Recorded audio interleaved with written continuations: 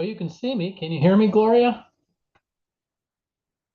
Yes, we can Oh, hi. see and hear you. And please let us know if our audio sometimes gets garbled, and we just have to reset it real quick. So just let us know if that's happening. Okay. And if I get garbled, just tell me to put down the whiskey. Right. It's not needed. All right, so this is the utility committee meeting. It is 5:01 p.m. on July 23rd.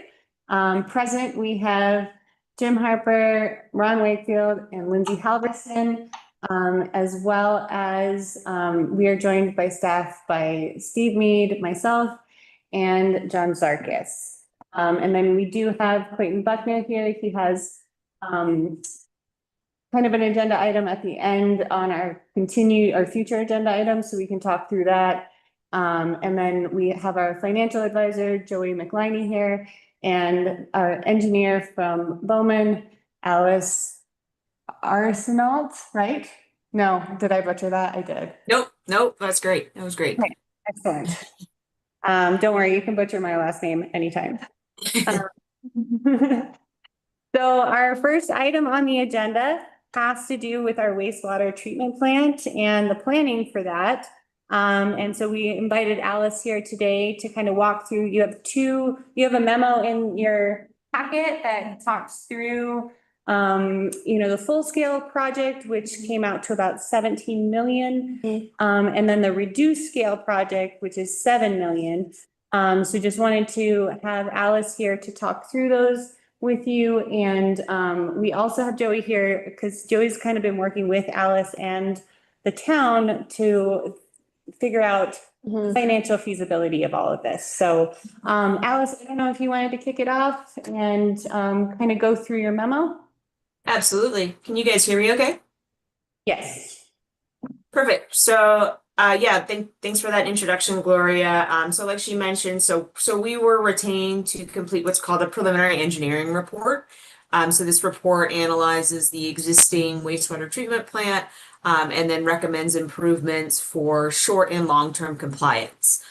This may be familiar to you because it's the same report that was required for your ongoing collection system improvements project, which I believe many of you were probably involved in.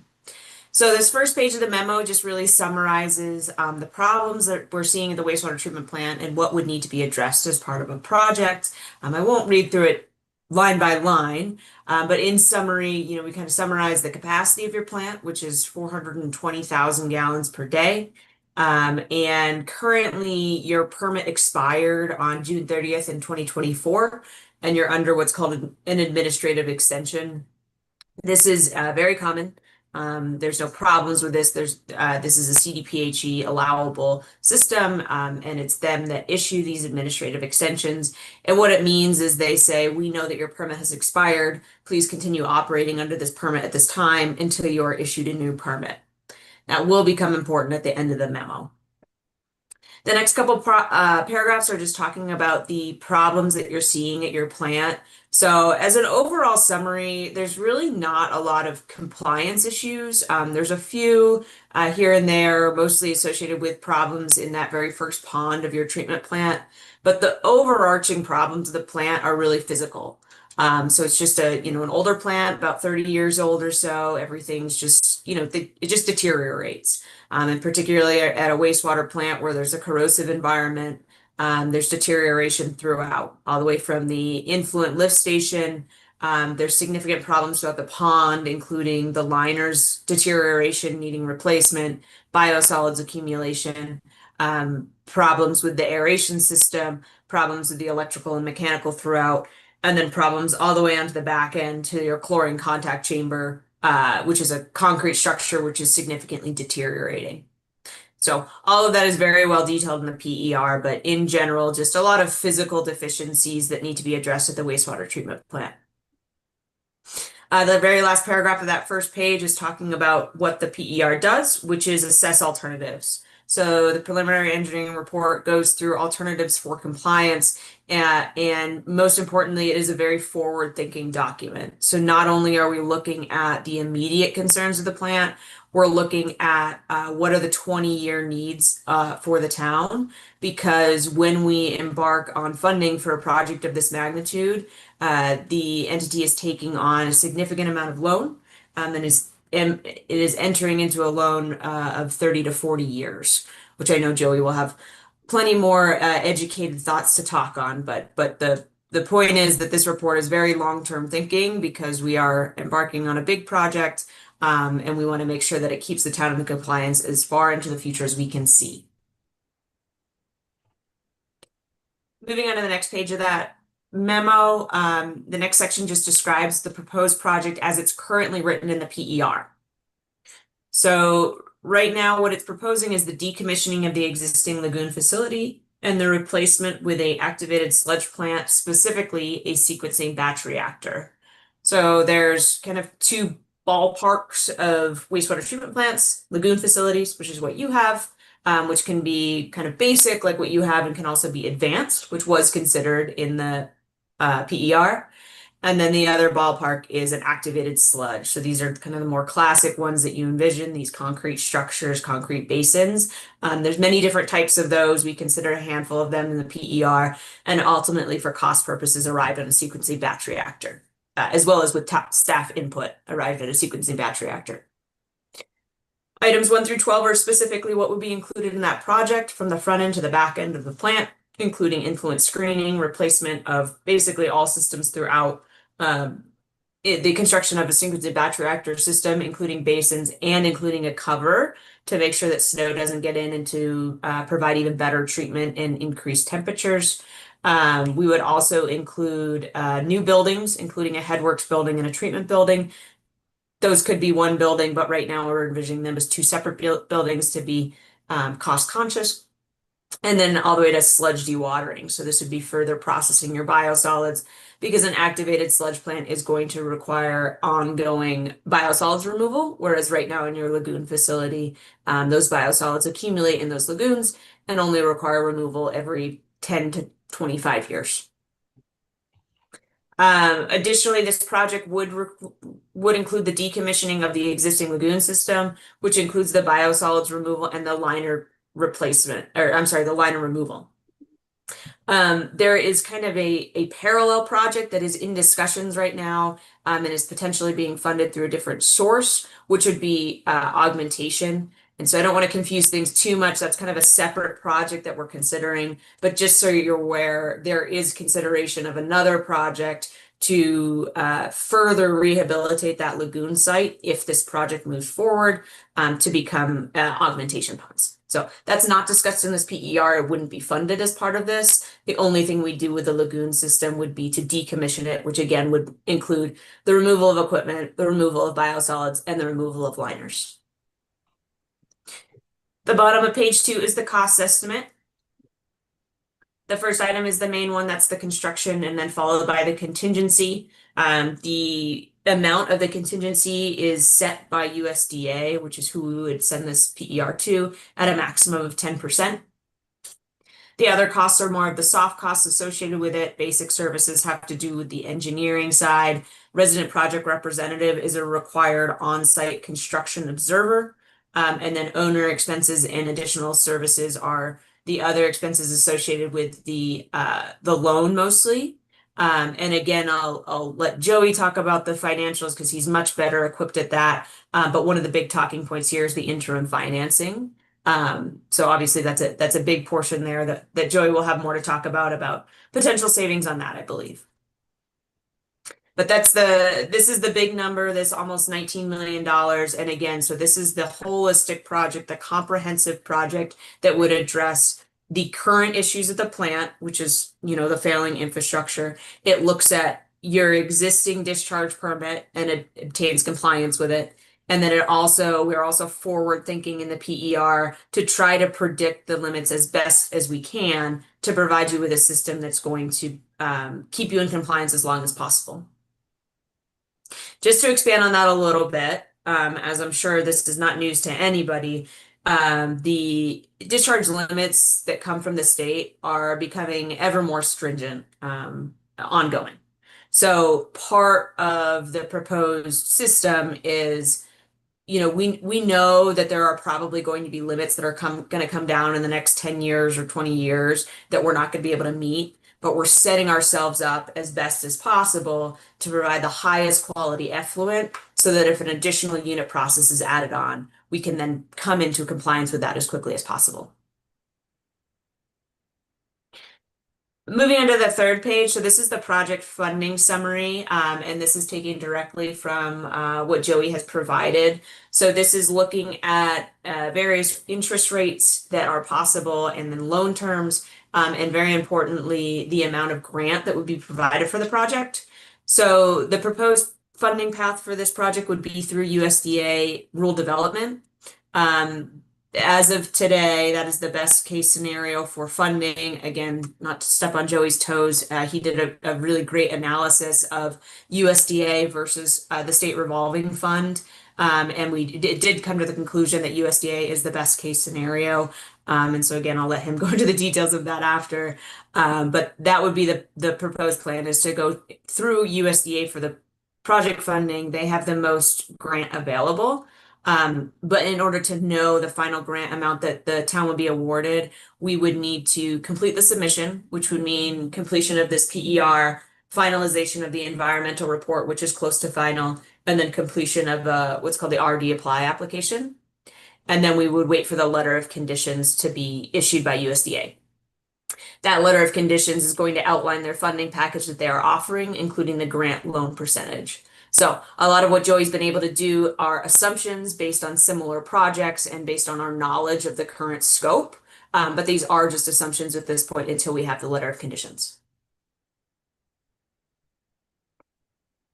So the next two pages are going to talk about this, what we're calling a near-term lagoon improvements project. And this is an alternative project that we just wanted to discuss and bring up, and some options for moving forward. So we're moving out of what's in the PER. So I just want to pause here and see if there's any discussion or immediate questions about what I've gone over so far.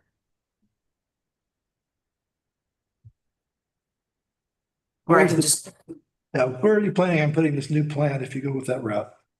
Yeah, so it would be immediately south, I'm not very good at directions, southeast of the plant. So it's on that same property where there's quite a bit of debris right now. We've outlined the size of it. These activated sludge plants are significantly smaller than a lagoon system. So we could fit the proposed system just kind of immediately south of it.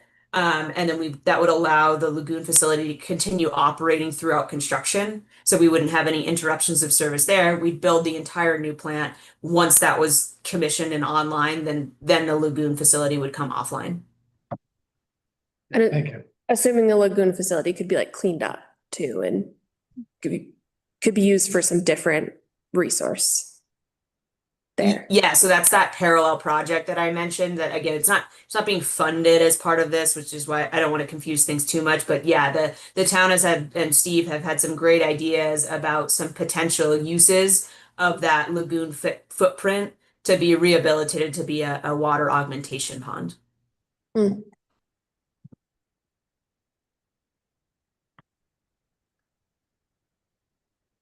Shall I keep rambling? Everybody still mildly interested? Yeah. keep Okay, running. so the next two pages are talking about a potential alternative project. So what we wanted to do here is, like I've mentioned a few times, the PER is really supposed to be a very forward-thinking document. We're trying to think of long-term compliance, which ultimately does result in a very costly project. And the cost of this project is obviously incorrectly a concern. And so we just wanted to make sure that we were analyzing, if we only looked at the near-term needs of the plant, what kind of project could we conceive of? And is it worth doing this more short-term project and planning for this more comprehensive project in the long term? So that's the intent of the next two pages of the memo. So again, we're calling this a near-term lagoon improvement. So this would continue operating your lagoon system, and it would just rehabilitate the system as is. Again, like I mentioned at the beginning, your discharge permit compliance is actually quite good. It's really more of physical problems in the plant.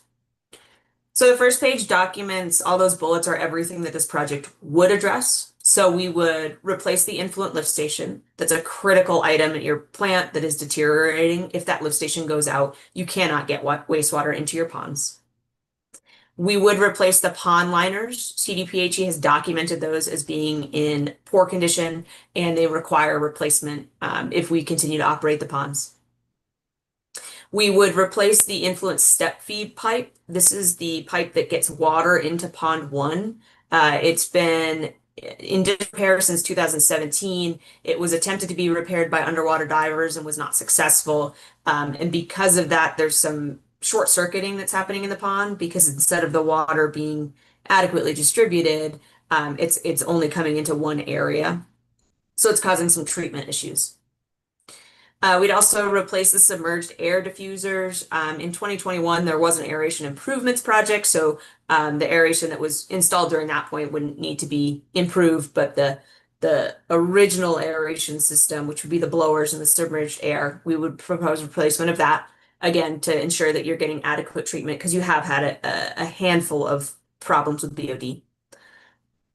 We would replace all the mechanical and electrical equipment throughout. This has been noted as being significantly corroded and has reached the end of its useful life.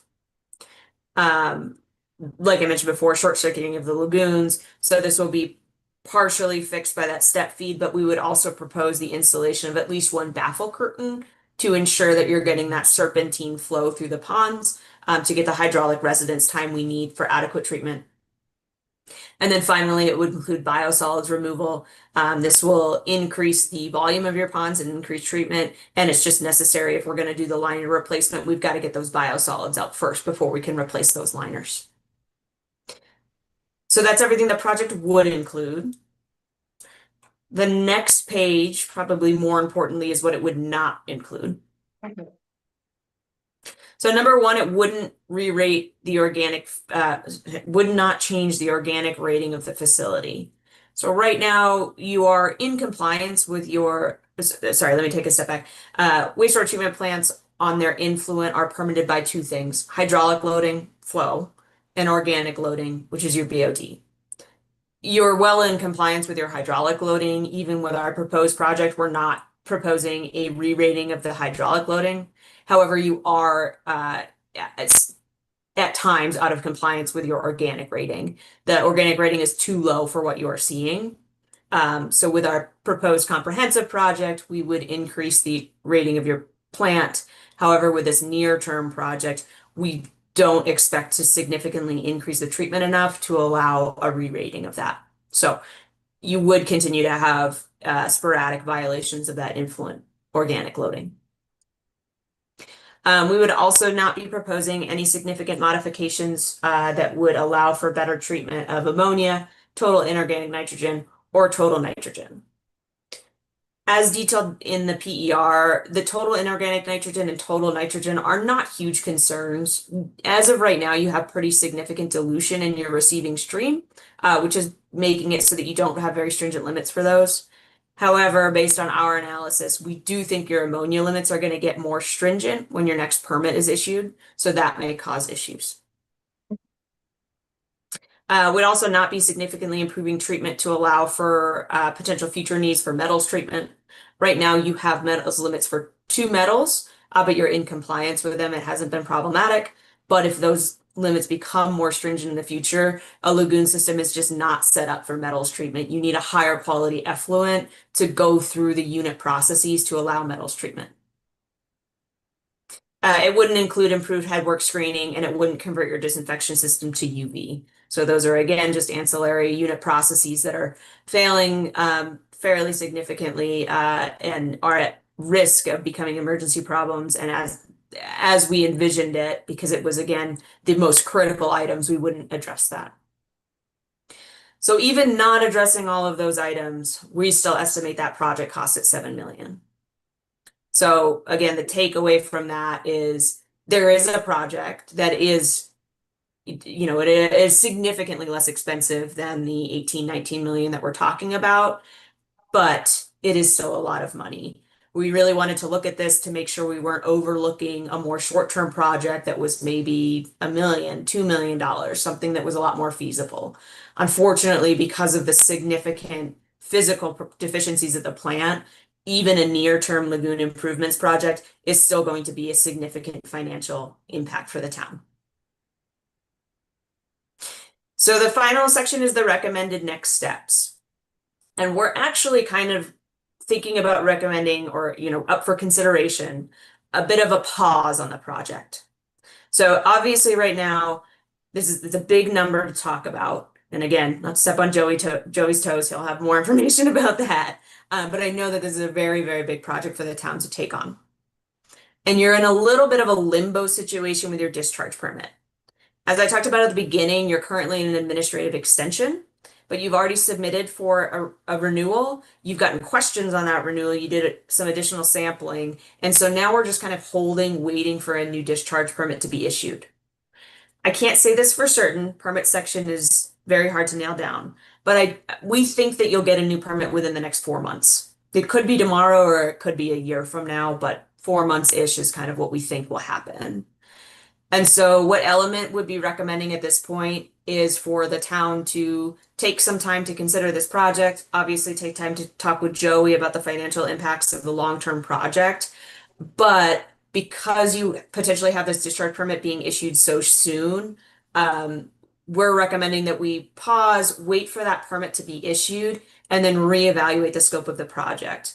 Because like we mentioned in the near-term project, we do think the ammonia limits are going to become more stringent.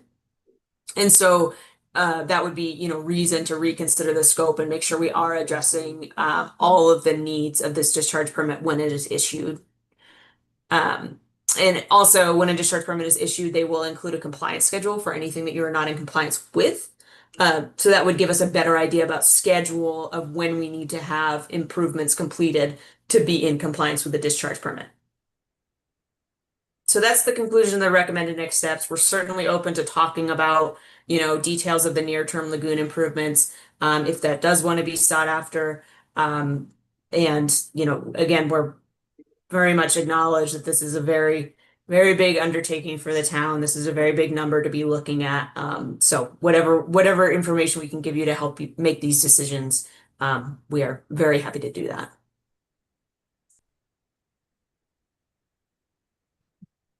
When was the last time the lagoons were cleaned out for organics? In the PER, and there's you actually did some biosolids testing. It was called sludge judging. Well, just forgot what that was called. Sludge judging recently to determine how deep the biosolids are. I don't remember the exact date though. I don't know, Steve, if you know that. I think it was 15 plus years. So we're reaching that limit anyway. Yeah. Yeah, So and you're not that's not abnormal, by the way, for a lagoon facility of the age that yours is to have a lot of years of buildup that has not been addressed.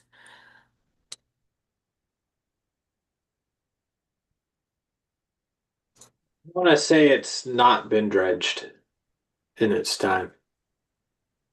I didn't want to say that without more confidence, but I do think that that's correct.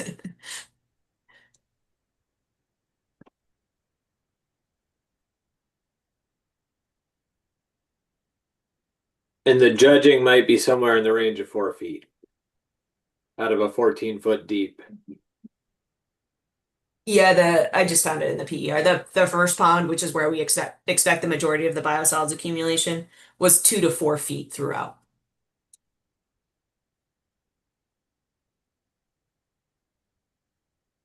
Did you have any other And- questions? Sorry, just that you are correct. There's no documented removal of biosolids in the 33 years of operation. What? Oh my God. Okay. Did you say like 15 to 20 years is the recommended? That's usually what we plan for, because if those biosolids accumulate too much, they're taking up volume which can affect your treatment because you're just decreasing the volume of your ponds, which will decrease your hydraulic residence time. Again, usually we would plan for about 15 to 20 years that those should be removed. But, this is common that Yeah. there has not been biosolids removal for 30+ years. Okay. I guess the question I have we not been able to do maintenance on this to keep up with some of the issues we're having?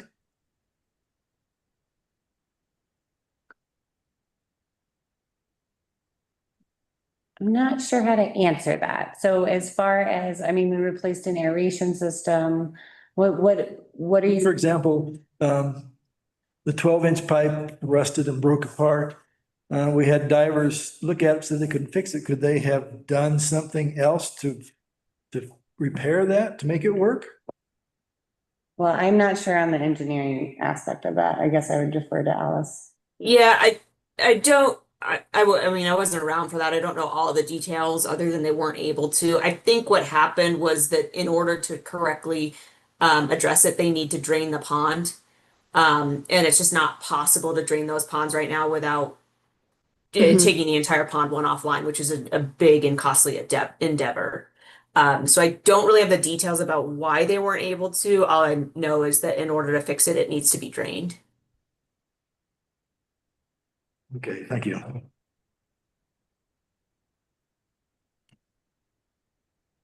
Jim, did you have anything? I'm curious about the financing, so. I too am curious about the financing. I toured all the water treatment facilities back in 2020 and 21.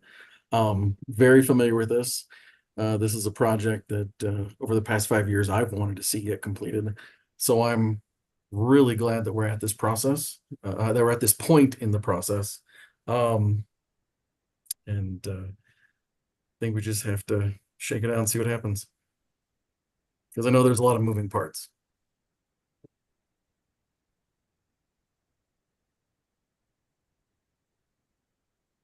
I'm curious Mhm. on a question for Alice, and that would be some of the costs associated with the minimum project for treatment during the project. I believe it's calculated into that 7. I will say that I'm pretty certain the final concrete maze and the contact chamber for chlorine, that is not in that 7 million and was Correct. roughly 500,000 more. And I guess I'm just looking to tease out kind of some of that opportunity maybe lost with the minimum project by having to, while you can do the sequence batch reactor without taking the treatment offline, you need to take the treatment offline, I believe, to do the lagoon minimum. Yeah, that's correct. And so what we would do is we would work with the contractor to figure out if the phasing of the project. And so we take one pond offline at a time. We would remove the biosolids, remove the liner, regrade, reinstall the liner, and reinstall the aeration. And we do those one at a time. So your treatment would be reduced as the project is ongoing. We talk closely with CDPHE about that. It would likely lead to violations during construction. But that is something that we've worked through before, whether we are rehabilitating a lagoon system or we've built a very similar system in SBR in an existing lagoon just because they didn't have the footprint to do that somewhere else. So it does require some construction phasing. It requires very close communication with the operator to make sure that we're getting the best treatment that we can. But you're correct that there is definitely some complicating factors that are not there if we're just constructing a new system adjacent to the existing system. So how long would it take to replace one of the ponds when you start construction on that? Just one of them? Yeah.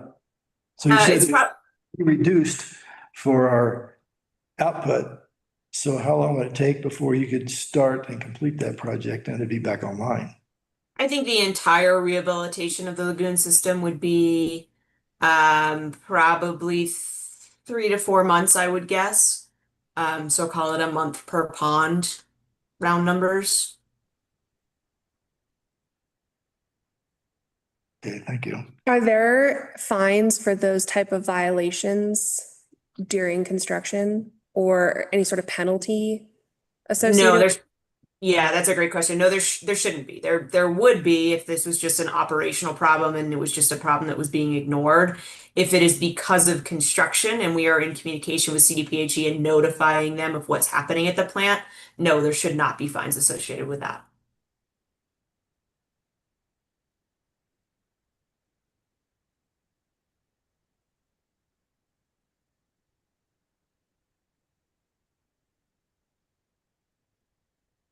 Should we talk financing? Because I do want to hear from staff, like, oh, Jim, go ahead, sorry. Thank you. This is right on par with Lindsay and financing. Knowing the size of our community, knowing the cost of the overall scope of the project, 7 million versus 17 million, that is a huge difference.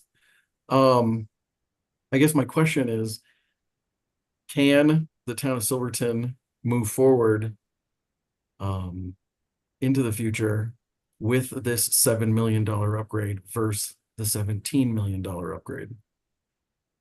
In your profession? Yeah, I mean, that's obviously a great question and kind of, the root of all of it, right? And that's a big part about why we want to take a pause and wait for this discharge permit. Right. Because so much of what is in your discharge permit is dictated by the flow in your receiving stream. Right. A lot of the reason that you're not having more violations right now is because you have a lot of dilution available. And every time CDPHE does your permit, renews your permit, they're going to reevaluate that receiving stream flow. It's called the low flow and their dilution ratio. And in our experience, in our recent experience with other systems, they have significantly changed the way that they're looking at that. They look at a different stream gauge, or they adjust for the flow for, if there's intakes off of that, they adjust that differently than they did in the previous permit. And it can really, really change your receiving stream flow. Mm-hmm. And if that occurs and your dilution is reduced, your limits would be significantly affected.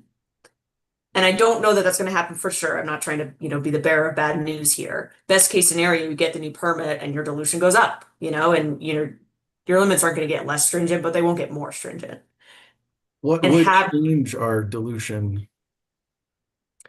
So just more recent data on the stream flow. If the flows in the actual stream have been reduced. And then also if there are any irrigation intakes off of that stream, they subtract those flows as well, which is, in my experience, like they weren't doing that as frequently. Maybe if I look at a permit from 10 years ago, whereas the more current permits, they are looking more closely at making sure that their low flows are truly their lowest flows. And so because of that, I've seen a lot of reductions in that receiving stream flow. And again, maybe that won't happen here. I hope it doesn't happen here.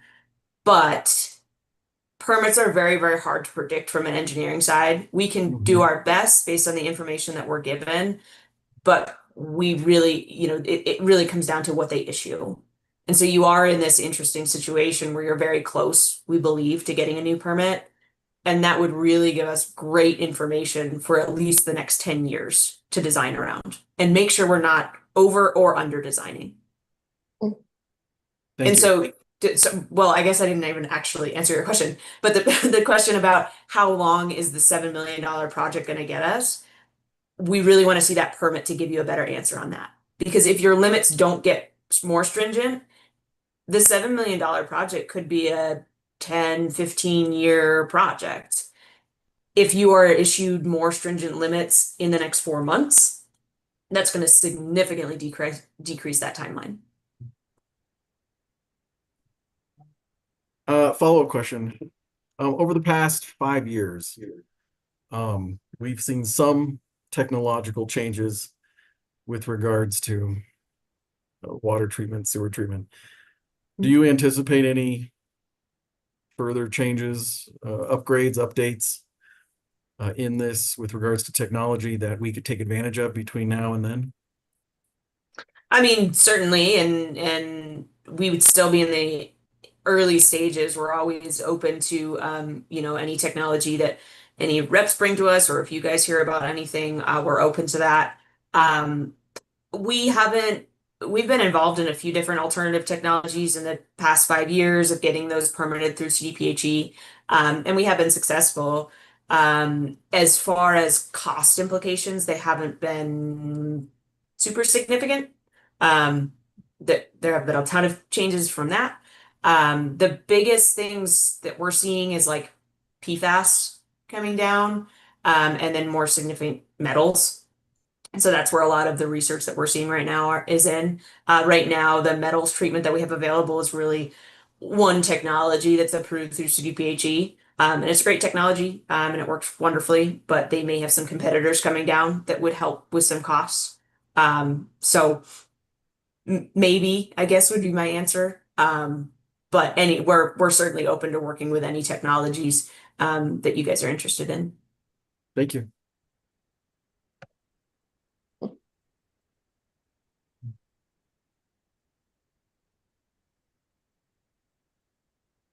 You guys want to hear from Joey? Yeah, give us the numbers, Joey. Oh, you're muted, Joey. There we go. So Alice, page 3, you have a footnote, sort of. The estimated rate presented by McLeany, add 75 to 85. I added that, so that's. Oh, apologies. Thank you thank you Oh, for good. catching No, that. this is the first I've seen it, so no big Okay. deal. And I appreciate you looking over my shoulders, making sure I have coverage, the 10% coverage. But that's on the SRF numbers as well as this numbers. Now that I've lowered it 10, I'm going to add it back in. So, if in fact we hit an $18 million number, you're going to have to add about $10 to the page 3 numbers if we're hitting the SRF. Now, 2 things. The best news I've heard tonight is that we get to wait, because if it turns around and our permit comes in and it's a 5-year solution, then $7.5 million is not a 5-year solution. That's not a solution at all. If they say it's a 20-year solution, we need to re-examine, because I don't like recommending a 40-year financing, which this page 3 has, a 40-year financing for a project that will only survive 20 years. I will absolutely do it through the USDA for 40 years, with the hope that we'll come up with a solution in the next 20 years. But just know it's the same thing people do with streets. They finance streets for 20 years and the streets last 8 on a good day. It's just not good business. But my job isn't to tell you what to do. My job is to point out some obvious flaws. So the numbers here represent a $17 million project. Page 2 says we're at 18.7. So it is higher. It probably will work out to be about $10 million. I mean, $10 per month per connection higher. Other than that, I looked at the state revolving loan fund, which has the best interest rates, but it also it's a shorter amount of time. You can go 2 3/4 interest rate for 30 years. They also do not have the same grant opportunities. USDA, I don't want to say it's a layup to get a 40% grant, but a 40% grant is pretty common. Your project is in a situation where I think a 60% grant is not an unreasonable amount to look at. It may come in at 50%, but those are interest rates should be coming down between now and that is another positive of the USDA. First of all, USDA and SRF, the state revolving fund, they both drive me crazy because they're both too long. They take forever. We could, if all of a sudden you said move forward, it would be Alice that slowed us down, because we could do financing in 3 months. So Alice has guaranteed that the small project will last us 40 years. I'm good with that. Thank you, Alice. But other than that, this is the SRF, I'm sorry, the USDA. The positive of the USDA is that they can lock in any of these interest rates with an LOC, a letter of condition. That letter of condition, then, which you have one right now with your collection system, and you're locked in at, I think, 2 3/8 or a remarkably low interest rate for 40 years. You can see from page 3 that the rates have gone up. The poverty rate is 3 1/8 right now, and the market rate is 5 1/4. Well, if in November, when you go to market, you are locked in at that lower rate. So if we went with the USDA and proceeded, which right now they are the right way to go, as we proceed with USDA, if 2 years down the line the rates have dropped, we will get the lower rate. They will give us the lower rate. If rates have gone up, we will get whatever lower rate that is available that we were locked in. So that is a big plus. The other big plus is that, in fact, they would go 40 years. But as I said, the best news I've heard is that your engineers are recommending to wait until we see the permit, and the permit will lead us towards our next step. And I do want to note that there are two things in the back of your packet that evaluate the USDA versus SRF, which Joey is referring to. So it's not right. It's a little out of order. Okay. So just wanted to note that in case you were trying to follow along. And I think I missed this halfway through, is that the near-term project would last us longer period of time. And so that would, you would still recommend a 40-year loan on that near-term project because it would last us longer than 5 years, or did I mishear that? No, I'm sorry. I was probably trying to be funny. Never okay. money. You never want your money man to be funny. USDA will give us a loan for whatever length of time we want. Their maximum is 40 years. 40 years provides us the lowest payment possible. My concern is that if we have the $7.5 million project, if it lasts us 20 years, I would probably still say going with the 40 years because of the lower payment is the better option, and hope we get some sort of growth or solutions over the next 20 years. But know that in year 20, our system may be obsolete and we still have 20 years left on a USDA loan to pay back. Mm-hmm. Yep. And we can examine, if all of a sudden the $7.5 million project is the way we're looking, then we'll also look at going with them for 20 years. And roll over to USDA. I mean, not USDA, but to SRF. SRF right now just doesn't have the grant opportunities that USDA does. And that's really what's driving us to the USDA. Mm-hmm.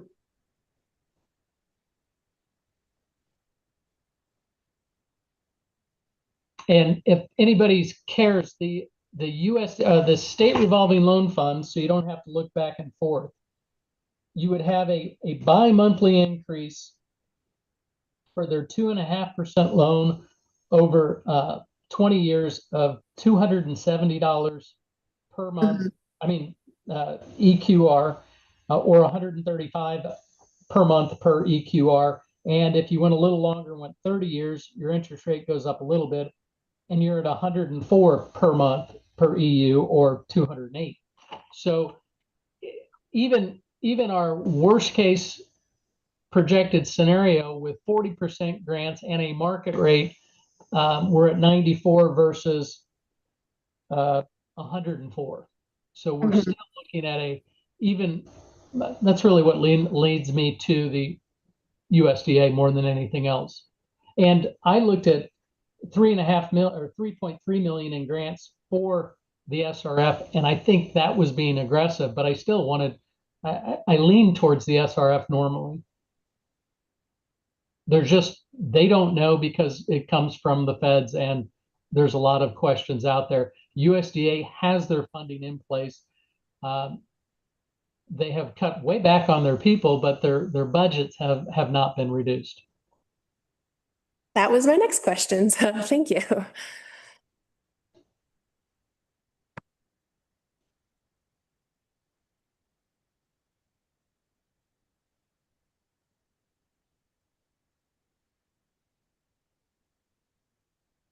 My question to staff is, so like here today, we're kind of getting like sort of an update. What kind of direction are you looking for here? Like, are we trying to, I mean, I assume we'll kind of take the recommendation of waiting for the permit. I don't want to speak, for everyone, but, and then are we looking to try to narrow down between USDA and state revolving loan fund, or? Well, I think Joey's kind of done that for us. Right, okay.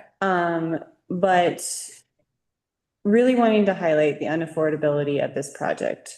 Okay, yeah. To you all, get you the context of the project and really give you that kind of, in-depth knowledge of what we're looking at as staff right now. And we do want to have another meeting in August to discuss where we're at currently with rates, what that looks like next year, and what our other options could be. We do have some potential funding coming from our current USDA project that might be left over. So we're still evaluating that and hope to have more information for you next month. But wanting to follow up kind of on a monthly basis for at least the next 3 months to tackle this. I don't want any direction right now. I think it's a good time to digest all of this. It took me a while to digest it. Yeah. We're still digesting it. It's giving us some acid reflux right now. So really just kind of giving you all the information right now. I mean, 18 million on top of a 25 million, like that's pretty tough to look at on a piece of paper. Jim, sorry. No, I'm with you. We're sharing a brain today. Pages 15 and 16 of the packet show a comparison of the USDA funding and the SRF funding based on the higher dollar amount. Have we done a comparison and perspectives on what it would look like at that smaller dollar amount, that smaller scope of work? I believe it's $7 million. And what that would look like for the town of Silverton? We haven't, because I didn't see the $7.5 million until today. Right on. Okay. With that said,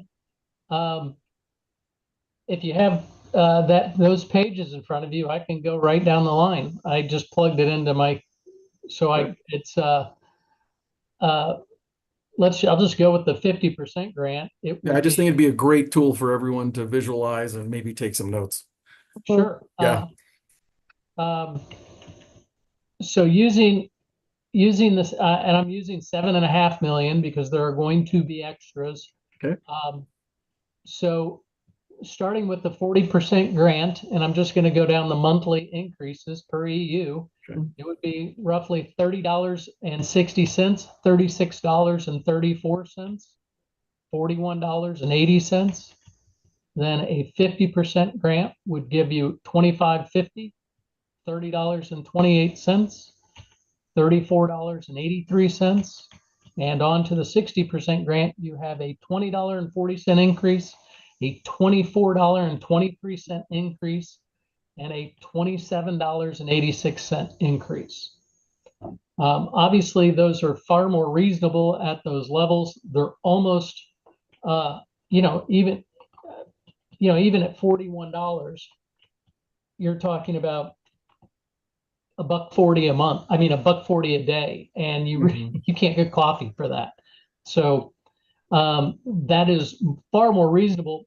The only concern and I know your Alice will tell you, is that we don't want a project that is great for 10 years and then all of a sudden they come back and go, "Oh, well, that's $17 million now, $27 million." That's nothing has been going down. I've not seen prices go down on anything. And so that's my major concern, is that 17 million may look very reasonable in 6 years or 10 years. And thankfully, we have the time to wait for the permit, and that will lead us by the nose. Well, thank you for that. Sure. Easy enough. That's what those spreadsheets are for. Yeah, and Jody, thanks for mentioning that. Yeah, inflation is something that we haven't really brought up, but you're completely correct. I think that the larger project is probably in the cards eventually. The question is when. And the further out it is, the more expensive it's going to be. So again, if we're pushing it 5 years, that probably doesn't make sense. But if we get this new permit and, we're really not concerned and we could do this smaller project and really feel good about, I don't know, 15, 20 years, then maybe it makes sense. But yes, I'm glad you brought that up. And I do want to make sure that we mention that inflation is real. Inflation is big right now. And projects that cost $12 million in 2018 are 20 plus now. So it's not something we can overlook. Is there an in-between between the 7.5, the like near term and long term, where we could still like address, let's say like if our ammonia limits, like we won't be able to meet our ammonia limits, like can we address that one part and still be able to like not do the full long-term project? Yeah, absolutely. That's a great question. I just keep cutting you off, but that's a wonderful question, and I'm excited to answer that. Yes, there are certainly, if all we're concerned about is ammonia, there are unit processes that we could add in.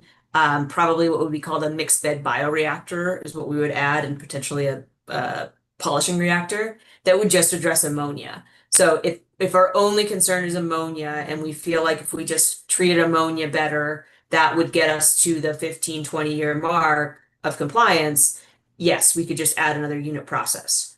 The problem is that adding that isn't going to set you up for metals treatment, or if you have further nutrients like total inorganic nitrogen or total nitrogen, if those become a concern, you're not setting yourself up for that.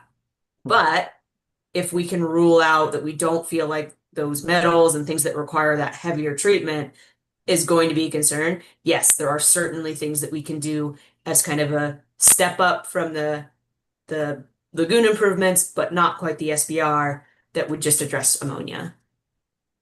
So we could take an a la carte approach to this whole thing to a certain extent. Yeah, I mean, certainly. But it's all consideration of what you're adding into the a la carte, right? Like Steve has said, the $7 million mark that we're providing doesn't include improvements to your disinfection. It doesn't include transition to UV or a rehabilitation of that concrete chamber, which is in poor condition. So yes, but as you get through the a la cartes, obviously it's going to get a lot more expensive. Yeah, you answered my question. That's all I wanted. Yeah. Thank you. One question that has not been addressed or asked, and it's something that I probably will put forth later, is the idea of an alternate source of revenue. And I briefly touched on it with Gloria in my meeting in City Hall, but a possibility would be some sort of sales tax, capital improvement sales tax. I would not want to limit it to just the sewers. I would want to absolutely highlight that as part of it, because one of the reasons you are in a situation where you have to make sure you handle your worst day is because you guys are blessed with a great deal of tourism. That means your system has to be bigger than just taking care of 600 connections. So the idea is that let some of that sales tax pay for the sewer treatment. And again, I don't want to limit it to just the treatment, because if you if you build a $17 million treatment facility, the sales tax is taking care of a great deal of the payment. I want you to be able to use that sales tax for other things as it's needed. And maybe it will be taken up entirely by the treatment facility, but I wouldn't want to limit it. It would require an election. I wouldn't want to limit the ballot language to just be for sewer treatment. Hmm. And I only barely mentioned it to Gloria, so if anybody's mad, be mad at me, not Gloria.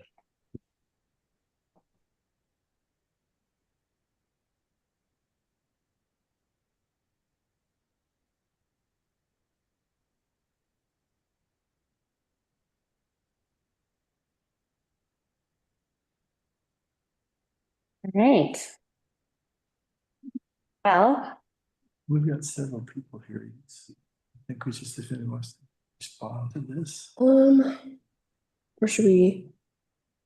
Gloria, do we want to keep moving or you want to like stay on here? all up to you all. Okay. We're here to serve at your leisure. Totally. Well, go ahead, Steve, just. I just was thinking of pointing out that parallel project, and it's sort of dependent on these CDS funds, would cover a small portion, roughly $1 million or so, of this larger project, and then that augmentation or reservoir would then put 6 months worth of water in storage, estimated at 6 months worth of water for the community in that storage space. That's just a little side piece. And that has gone to the Appropriations Committee. So we did make it to the next step in our congressionally directed spending request. But it's still uncertain if that would go through or not. And it always is with CDS with this first step point, kind of a gamble.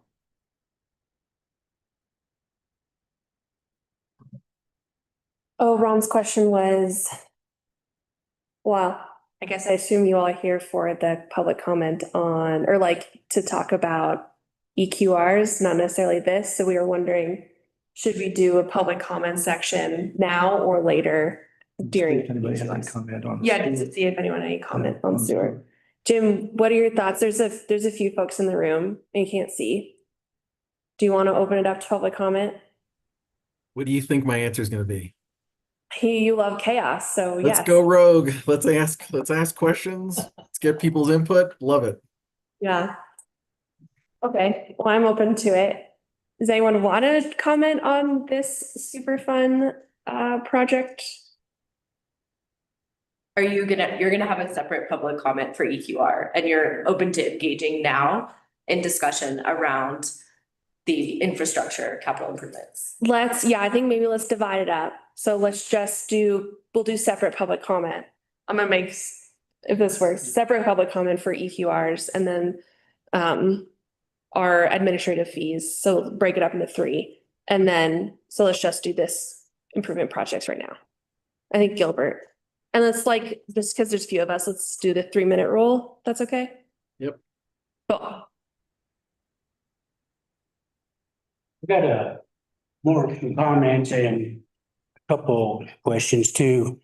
With this wastewater treatment facility, I've treated the sewer and stuff for 17 years.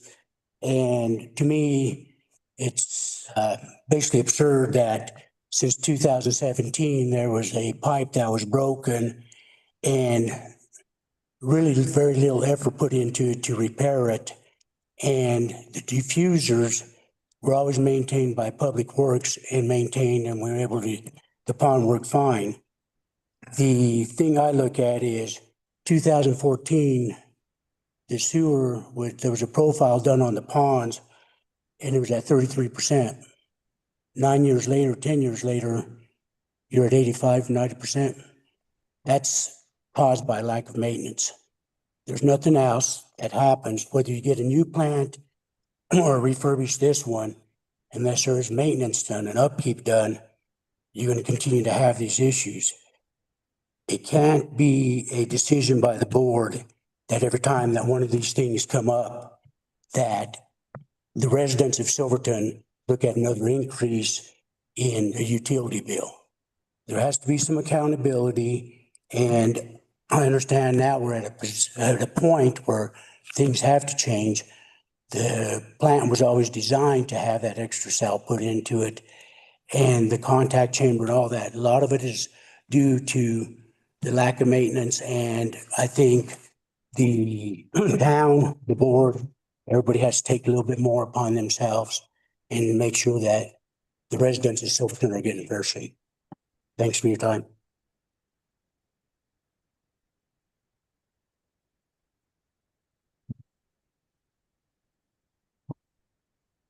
Gilbert. I haven't spent a ton of time looking into the sewer specifically, but I do want to say I've heard a number of people complain that they don't see where our sales tax dollars go. And they don't understand why the sales tax rate is so high. And then also we have to pay separately as citizens for an increase in our water and sewer. And so I love the idea of using sales tax for capital improvements in our sewer and water systems.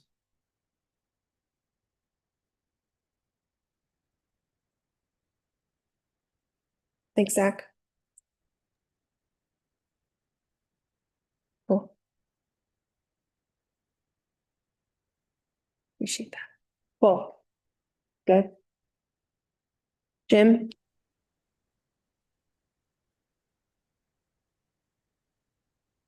All right. Okay, so our next agenda item that we have here, I do want to thank Alice and Joey if Thank you you, guys guys. can probably exit if you need to. But thank you for attending. Thank you. Thank you. Thank Thank you. you for the detailed presentation. Appreciate it. Yeah. Thank you, everybody. Thanks. Our next agenda item is EQR follow-up and meters. So at the May 5th trustee work session, staff presented issues that have arisen with the implementation of the EQR rates for water and sewer. From that work session, staff was directed to address the following. So we did this in a resolution that was passed by the board, and that was the definition of the ADUs for EQRs and vacant land. We were also directed to schedule this utility committee meeting to discuss the nuances to business EQR calculations regarding square footage versus bathroom or water usage.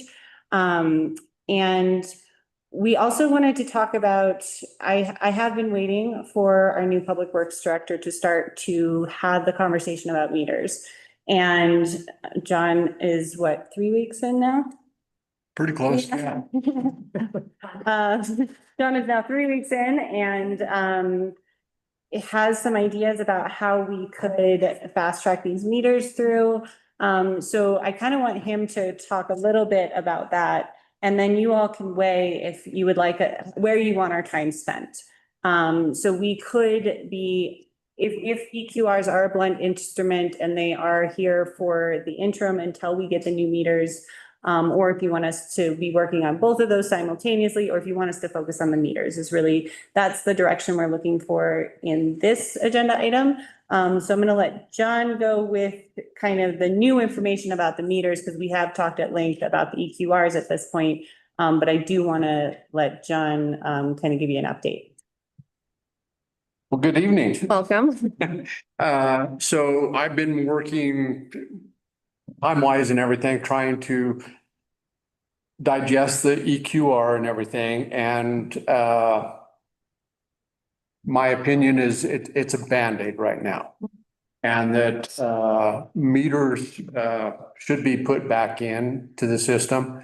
So I've been reaching out to some of the meter vendors that from my past employer, and they've been sending me some rough numbers. And at this point, it is rough numbers. It's like a new computer. They change in 6 months. So it's kind of the latest and greatest, and it's in your packet.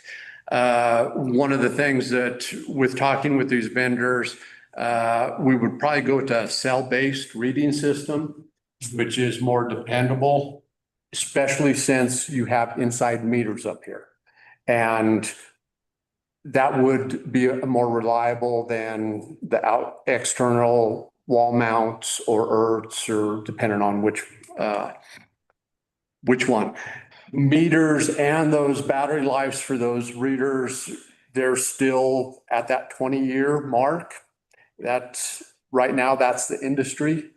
Kind of the real quick synopsis of the installing meters. I would go do a 3-year implementation plan. That first year, get your restaurants, your higher users, BBROs and stuff like that, your commercials, get them done and installed. Year 2, if we have to finish up any of those, by year 2, we'd be well into the residential. And then year 3 would be finishing the residential. It's hard to put a number on. Larger meters cost more, but we don't have a whole lot of those larger meters up here, which is a good thing. But, I'm ballparking it's a big number. Mm-hmm. But that is really the industry standard of reading meters and metering the water. And I really do think that we got to get back to that. In my opinion, it's sooner than later. So, yeah, any questions I can try and answer right off the cuff. Are you still looking at, excuse me, different types of meters, or have you kind of narrowed it down to specifically like meters that are read off towers, or you have to drive by to read the meter? I've had lots of experience with drive-bys, and I would not recommend them whatsoever. These newer cell-based, they shoot to the Verizon tower. Okay. And then it gets shot back here. We'd have maybe one repeater, depending on where the meter is located in the building and what that service looks like, if it's got a clear view or not. We'd probably have to do a little bit of a study to find out where we have some of those gaps in coverage. But yeah, not looking at all at the drive-by system. Good. Because that was part of the problem we were having with the old meters, was they were not reading Yep. During the drive-by. And like I said earlier, the technology is it's out the roof right now. And so, and everybody is going to the cell-based. My previous employer, we were an AMI system with an ERT and everything, and that reader worked well in that community, but it was not a drive-by system. The CSTs actually hit a button on the day it read and collected 9,500 reads within about 30 seconds. Wow. And so it's possible. And to get that technology up here is possible. So good. Mm-hmm. Sorry, the music's kind of funny. So I think because we were trying to decide, last year around meters versus EQRs, and one of the tensions that we talked about was that we were financially constrained to try to figure out meters. And so this is kind of where I'm like, we had to move to EQRs to be able to get, and I meant to bring my report, and I forgot at home, to get us into a better place with our enterprise funds. And so could we actually move to meters on this timeline? I mean, you sat through our audit knowing our financial situation. Okay. there's some grant opportunities out there that I want to look at Okay. to help make these affordable for this community. And, this is just a 3-year. Mhm. We could always step back and go, and actually the way I wanted to break it up is a 3-year, because from what I've gathered and everything, up here, the meters all filled in the same time frame. Well, the great thing about doing a 3-year or even a 5-year, if we had to stretch it, then those failures that start happening in 20 years aren't catastrophic to the community. Yeah. They are, 5 meters here this month, or 2 meters here this month. So you're kind of chasing it, but it's not a total failure. And so you're able to keep up on that and have those replacements already in stock. Or by the time you get to that 20-year mark, those meters are antiquated. And so you're looking at another system at that point. Does that answer your question? Yeah, yes, it does. I think it's still the like, I'm curious, like I know we're not like making any decisions or like kind of going directions. Cause I think like when we sat here last year, we were like, yeah, we want to go to meters, like that would be the best solution. But it was kind of presented like it's very financially complicated. And so from hearing from you is like, we can do it given grant opportunities or where our funds are at now. Is that kind of what So there would be an increase. okay. There is an increase. This tiered approach of like not doing them all at once, that John brought to us is, I mean, a lot more palatable. Yeah. On our budget. And the thought that maybe is 100,000 a year, to install each meter. And that gets billed back to our customers at potentially, $166 per year per customer. And so that, and they might see that savings automatically in that meter if they're reducing the amount that they're, if they're tiered right on their usage, basically. So wrapping our heads around it, especially with John's background here, has really helped us kind of look at it in a new light on how we could phase it. So glad you're here. Yeah. Jim? Sorry, I always do that to you. This is music to my ears. This is something that I've been wanting for a long time. We've needed the upgrade as a community, not just for the basics of just getting people back on the grid and having meters that read. At our last meeting, when we discussed this, it was upwards of a little over 81% of the meters that are not reading. That to me is a catastrophic failure. And then the meters that are reading, those folks are bearing the brunt of all this. And then that's when we had to do the EQRs. And the EQRs they've been tough on everyone, and including me. And I've had my comments about it all along. So this is a godsend. I'm really excited to move forward on this. For me, it's sooner the better. And I think the town and all of us living here will thank us the sooner we get this done. It was 269 meters that did not read from our memo in September of last year. And 231 that did read. I feel like what I will say to that is the memo was different than the actual conversation. The conversation that we had contradicted that memo, which is why it came out to like 80%. Yeah. Well, I think, there was also ones that were like failing to outside of the ones that did not read, right? Yeah. Because Steve, didn't you look into meters at one point last summer? And there's like a company in Granby that had some, or you reached like Granby had a good company that they had worked with? Or am I misremembering that? Yes. Yeah. So I started to vet, I mainly vetted one meter company. And it speaks to the cellular option as the best way to go. A hope was in pursuing homeowner insurance reductions and leak detection systems being a way to reduce it. That could help citizens. In the limited research I did, the insurance companies have their specific leak detection systems that actually seemed inferior to a meter. But Hmm.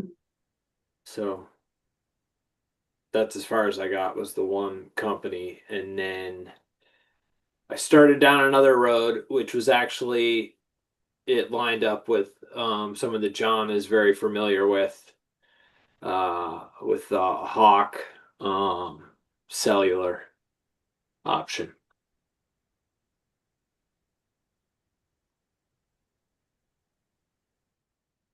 Okay, cool. Yeah, and the four, I didn't mention them in the packet, but the ones I've reached out to is Mountain States Pipe and Supply. They do a electronic meter, very accurate. I'm butchering that name. Badger and Census, and then Neptune. Those are the top brands in the market. Mountain States, if we, further discussions, we can dive into some of the things that they offer. That what is Steve is referencing to, as far as, the reporting in, and we actually started a program in Montrose a couple of years ago, AquaHawk, and it was a free service that we offered to our residents, and that people could get in, sign up. It was free. They could manage their water. They could see how much, when they turned on their sprinklers to water, they could see how much water They were using. And then with that, we also monitored and watched if there was, okay, say like 2:00 in the morning when everybody should be asleep, and there's 30 gallons a minute going through that meter. That next morning, we knew about it, and we was able to contact that customer and say, hey, you've got something going on internally.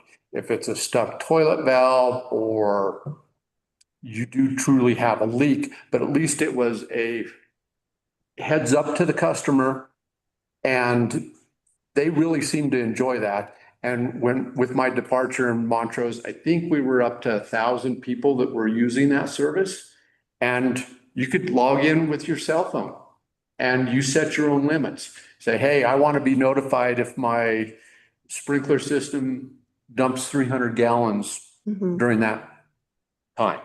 And so they were really transitioning and liking that, hey, they could watch their own use and figure out that, oh, every time I irrigate, it's costing me some money. And it really played along with water conservation, which we were, of course, a lot drier climate down there.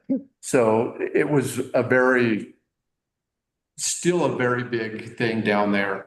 And everybody was really trying to get into it.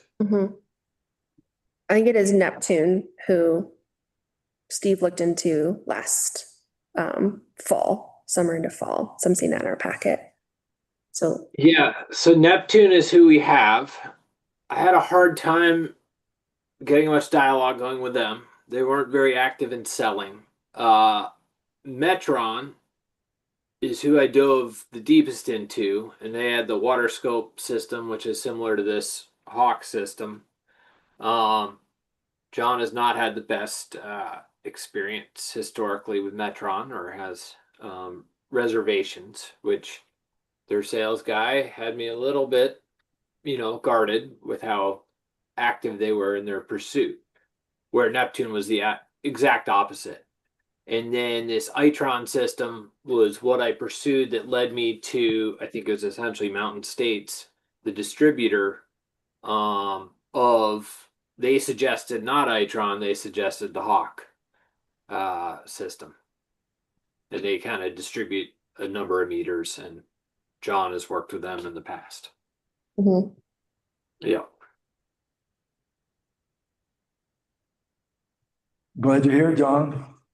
I'm glad I'm here. yeah. And I appreciate the work you've done on these meters. I think we're headed in the right direction, and it sounds like you're doing a good job on your research and what works and what doesn't work. So are you all okay with us? It sounds like you're all okay with us pursuing meters and looking at that from a budgetary standpoint, and we can bring back some more solid numbers to you all on what that might look like for the next. Yeah. We give you like a 3-year scenario, a 5-year scenario, and what the replacements might look like. Yeah. And And yeah, what the grants would be, I think Yeah. costs too. One question you always ask, Ron, is where these parts come from? They easy to replace? Like I mean, if I'm assuming Montrose uses these systems, something goes down, we'll be able to get a part quickly. Yeah. And I've got a really good working relationship with 3 of the vendors. Cool. So they know me by name, everything. So yeah. The one thing I'll say with the 3 vendors that I've worked with, very customer oriented, and especially the one in particular, they make things happen. Yeah. And customer service in water and sewer industry goes a long ways. great. Thank you. I'm also sorry, one more thing on, I think timeline too, of like, say 1 year to, 5 years, but like, is this something we could implement like in the next 6 months, or is this like a year out kind of project still? I would love to start this coming spring. I think it's going to take a little bit of time to wrangle and get some good solid bids in. And really don't want to be replacing meters in the middle of the winter for access reasons and everything else. So timing, I would, shoot without even diving deep into it, I'd look around next June starting. Before those summer usages start going up so we can capture them, number one.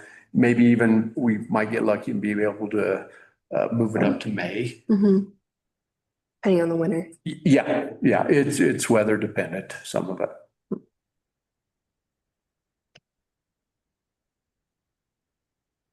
Great. Jim has a question. Yeah. Sorry, Jim.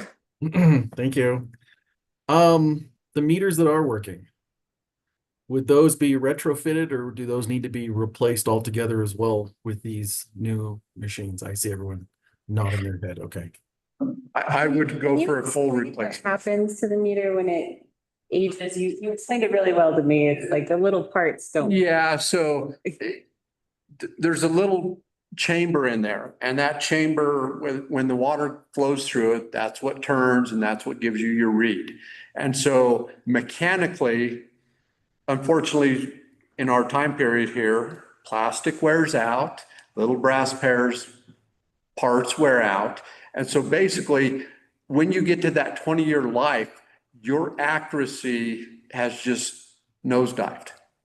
So that's why with talking with Gloria and everything, it really didn't surprise me that the meters have failed just because of their life. And, it's a mechanical device that will fail at some point. It just on this scale, it was more massive up here because they were all timed together. So yeah, the existing ones, even the few that work, it would be a total replacement of everyone in the system. Okay. Great. Thank you.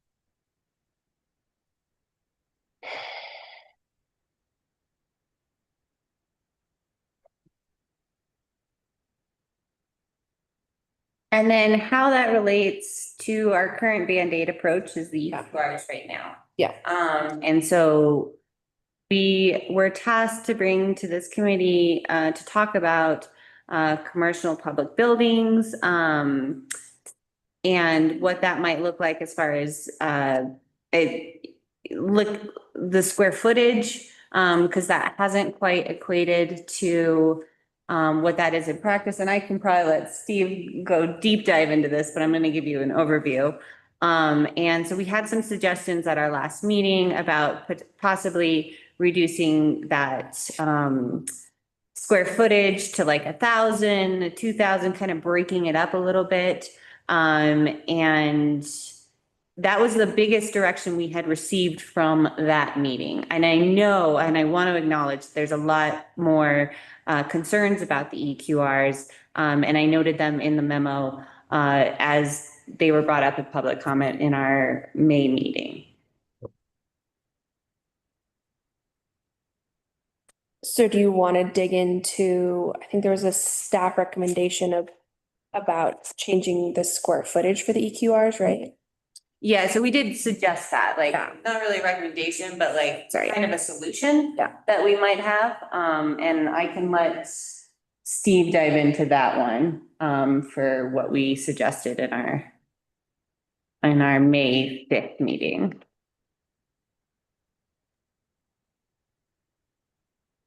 Sure. And that is, I'll go back up to that part. I'm down. The 2,000 feet is one EQR. For each additional 2,000 square feet or fraction thereof is 0.6. And then we had discussion on storage space and whether that is included. That had been included, say, in the first round. I feel like it was directed that storage space without water not be, and that was modified to be to not included storage space without water. So breaking it down, commercial and public buildings up to 1,000 being 0.7 EQR, 2,000 as 1 EQR, and 3,000 1.5. And so that's, I think, where we're looking to go. I think another point was classification B 5 and 6. It has 2 bath equals 0.6, no bath equals 0.2. So the thought of 1 bath being a 0.4. And then if you want to get into full bath or not, you know, as far as people inhabiting these spaces, but then you get more granular. So those are some thoughts on the sort of directions going forward.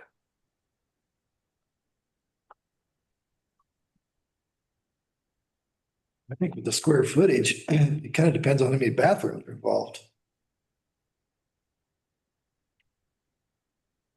Other than just saying, you've got a 2,000 square foot building and you, for some reason, have 3 or 4 bathrooms. I would think your EQR would be a little larger than what you have proposed. Yeah, and that's another point, is getting into fixtures, and that would be more granular. I think where we lifted much of this from is Uray, where they look to not discourage the customer service of the community with businesses that let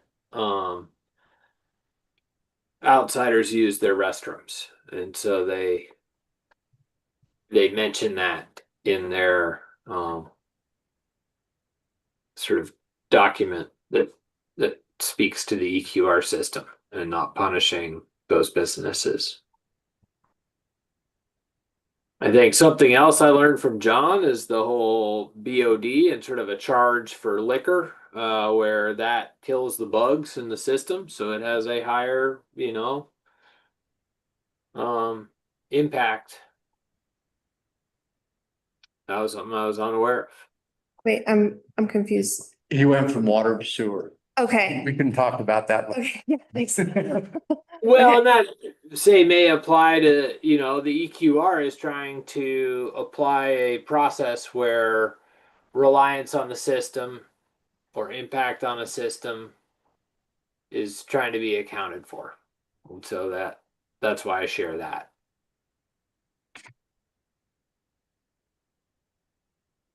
So we're in this memo, it's just like written a little funny of like commercial or public buildings. Are those 2 separate categories that we're trying to define, or are those like?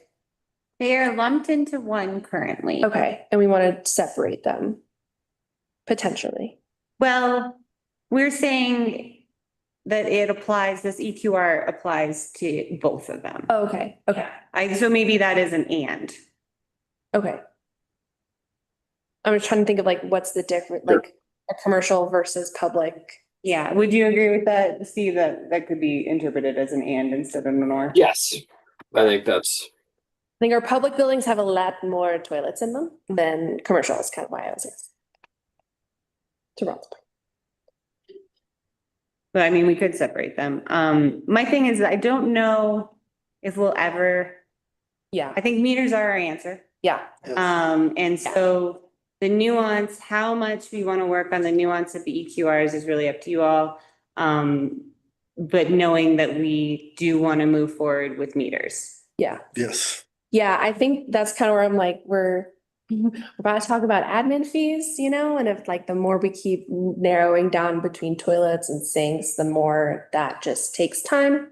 And capacity away from getting to the solution we really want. But I do want to acknowledge there are a lot of perceived issues with our current EQR system. And I've talked to other communities and there is no perfect system. I will be completely honest with EQRs. Metering is the most accurate way to account for how we utilize our water and to encourage conservation.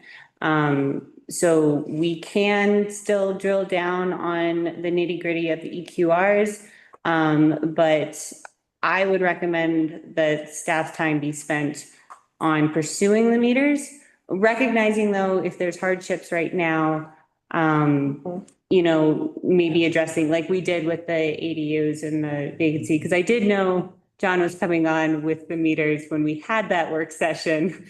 So I was kind of saying, okay, I just can't say anything until he comes because I don't want to commit him to anything, but he committed himself when he got into the position. So To meters. yeah, to meters.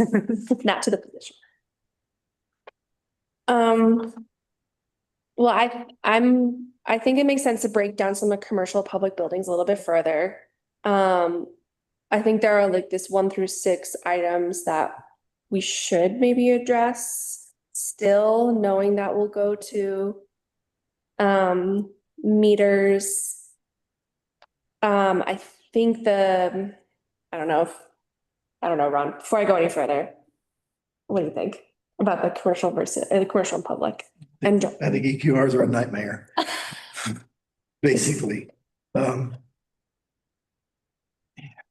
that's why I asked about timeline, because like even knowing the fastest we could do it would be next spring. So people are still paying. Yeah, you almost have to look at them on an individual basis. I mean, unfortunately, What was that? you have to look at them on an individual basis almost, and like, that's time consuming and people just aren't happy with it. And I understand it. So what's my solution? I don't have one. Jim, you have a solution? I don't have a solution, but I would like to look at EQRs because I think the dollar amounts that are being charged are it's putting a lot of people in difficult positions. And if we can address that and work with some of these folks, I would be for that. Obviously, the ultimate goal is the meters. This was only supposed to be a bridge, and I'm all in support for the bridge. But knowing that it's not a perfect system and that a lot of people are getting unfairly dinged, I would like to look into it. But I also understand that we have limited time and limited resources, and I would like to focus on the solution. I also don't want there to be any misconception that like this will be cheaper. Yeah. Our systems need a constant upgrade. You have just heard about our wastewater plant and what we need there. So I don't want there to be this perception that it will be cheaper, but it might be more fair. Yeah. More transparent. Yeah. But I don't want there to be this, well, my bill's gonna go down if we get meters, because it might not. Well, and I wish I don't know if you have that audit report handy or anything like that, because there was still a gap in what we were, where our water and sewer funds were. So even with all of this EQR work we've done, we are still not there on what the enterprise funds. And that was unfun to hear. Yeah, since I started, we have not been able to catch up in those accounts. Yeah. And that is still like, my goal was that by now we would, but to put, and we will have those conversations next month as well on what we need to do in our current accounts to just get us into the black next year, paying off a loan. So yeah, I just wanted to preface that maybe meters are very transparent and awesome, but they won't necessarily be cheaper. Okay. This is all very expensive stuff. But I think I just gonna keep moving us forward. Unless I think your suggestion here on commercial buildings is something I think we should keep moving forward. And then on the additional concerns brought up by the community are kind of RV sites, hotel rooms and cabins. Maybe not on the same EQR, but that's kind of where I'm hearing some of the biggest pain points for EQRs are in those three categories. I don't know how to make it more fair. I'm just trying to like make sure we make it till next June. Which I know that's like an aggressive timeline. So I just want to say that. And then. So wait, let's back up. Yeah. You're saying that to keep moving forward with our staff suggested in here? Okay. Yeah. With the commercial and public buildings? As our Band-Aid solution. Help. I think so. And then if individuals have questions, they can come in and talk to Steve No, John. or John. Mhm. Would that be, Val as well. Yeah. There's a group of us. would that be acceptable to everybody? Okay. So we will write a resolution defining commercial and public buildings as staff suggested in the memo. Okay. Was there another portion to that direction? Well, I think I'm just seeing the other concerns brought up by the community, and I think some of these we should address, or I would recommend addressing between now and meter time. I mean, I would argue that some of these are still valid to address. Yes. Okay. The RV sites, hotel rooms and cabins. I don't know if it should be on the same EQR. I can't remember exactly what that comment was about. But I think those seem to be the biggest pain points, right? Of where people are experiencing the stress of EQRs. So if there's a way to break those down further, or, I mean, I'm sure people will have public comment on those probably is the sense I'm getting. So maybe we could get some input there. That would be the one I recommend we like look into first. Any of these others standing out to you, Jim? Or Ron? No, I think those are the ones that we've had the most feedback from and of. I mean, I can tell you from personal experience, I'm one of them. Our water bill went from 1,100 to 1,300 a month to $5,881 for the 2-month time period. So, you know, whether or not there's wiggle room or a better answer, I don't know. But what I do know is these numbers reflect a $26,000 annual increase in just water and sewer. So I don't know. I mean, I hear the pain point, and this is I feel like the unknown part of like, is that gonna decrease with, or I guess your meter was reading, Jim, from what you've told me, but you know, just want to acknowledge this. Yes, My- I am a working meter here in town. Yes, I remember you saying that of like, that's. Okay, point is, I think that those are places that we should probably dig in Well- there, see what can. Go ahead, sorry. Yeah, no, I'm in total agreement with you. And I want everyone to know in attendance at home, whoever's going to be viewing this, that this is not a situation that we're all taking lightly. We're all feeling the real impacts of this, and we want to do what's right and what's fair and get to a proper solution to where everyone's paying into the system. We're not deaf on this one.